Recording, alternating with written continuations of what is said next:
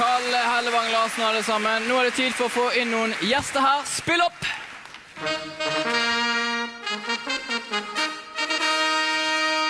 Bum, brum, brum, brum.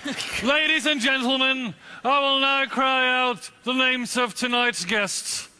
Please put your hands together for the princes of Norwegian talk shows, Thomas and Harold!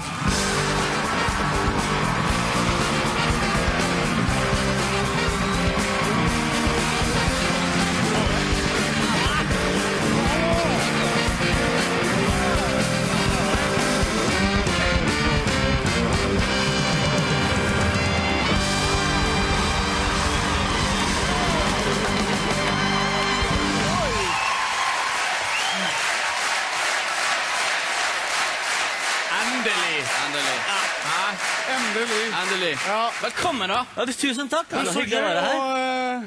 Jeg liker studioet deres. Ja, takk.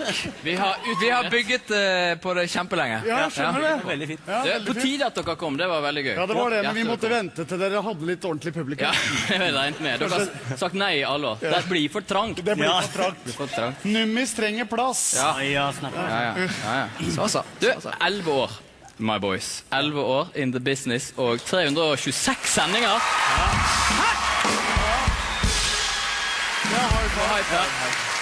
Jo, takk dere. Det er jo helt respekt. Men takk for det. dere må jo være møkkelei av hverandre. På aldri vært lei av hverandre, så nei, ikke det helt tatt. Vi har vel aldri vært mer nyforelsket enn vi er. Nei, hva tenker du det? Jeg synes han er så skjønn. Ja. Han er Se jo... på den da. Når jeg sitter og ser på den, så tenker jeg, herregud, jeg er så glad i han, Nummis.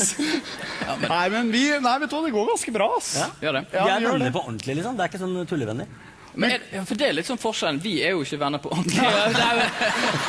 Det har vi skjønt. Vi må jo bare være sånn. Dere er profesjonelle brødre, Det dere. er jo genetikk, men dere henger liksom Vi sammen. gjør det. Ja. Det er konene våre som begynner å slite nå. De synes vi er for mye sammen. Så begynner de å bli grinte. Ja. Men vi har sluttet, også tidligere helt seriøst, etter sesongen var ferdig, så dro vi to på ferie sammen. Det er helt sant. Det er jo Ja. nest... Ja. Vi gjorde det, og så går vi ofte og ser romantiske filmer sammen, for da kommer vi litt nærmere hverandre. Så vi pleier forholdet, det er jo det det handler om. Men det må jo være noen, altså det må være, hvis du skulle svare helt kort og konsist ærlig, hva er det mest irriterende ting med Thomas? Men Nummis, ja, det er enkelt. Det er ett ord, det. Distré. Ok.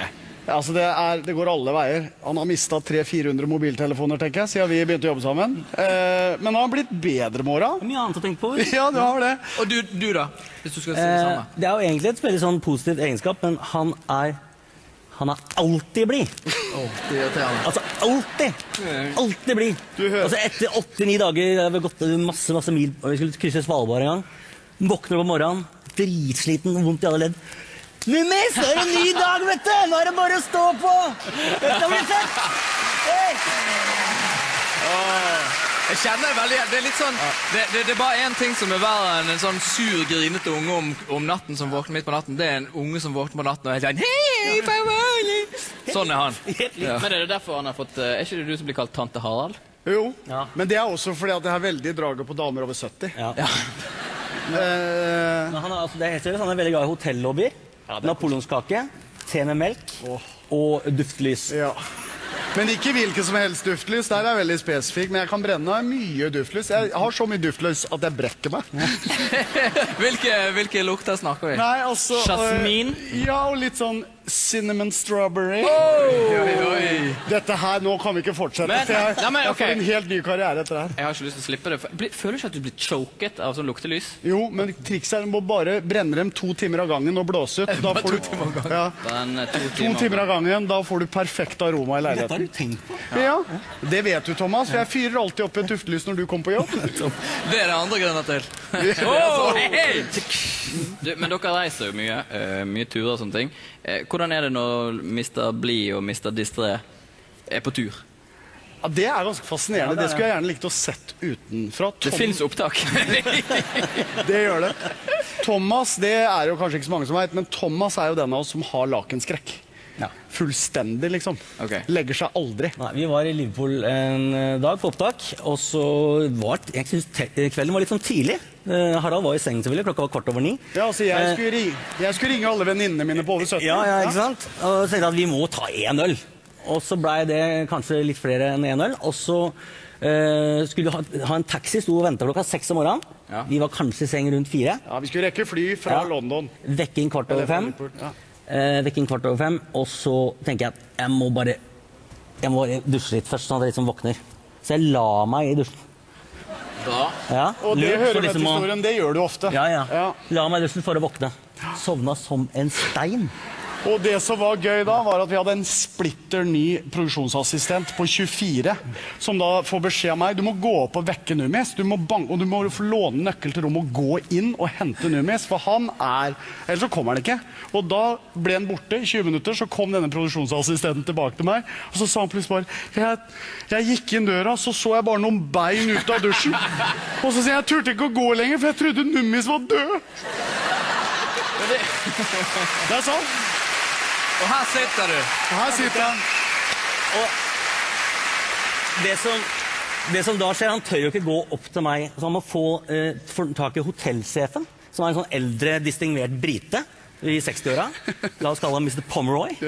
Så han inn med nøkkelkortet og låser oss inn og ser da disse beina ligge der.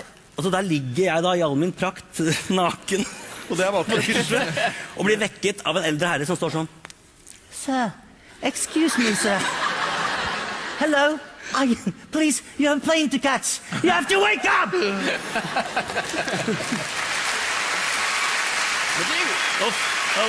Det var det.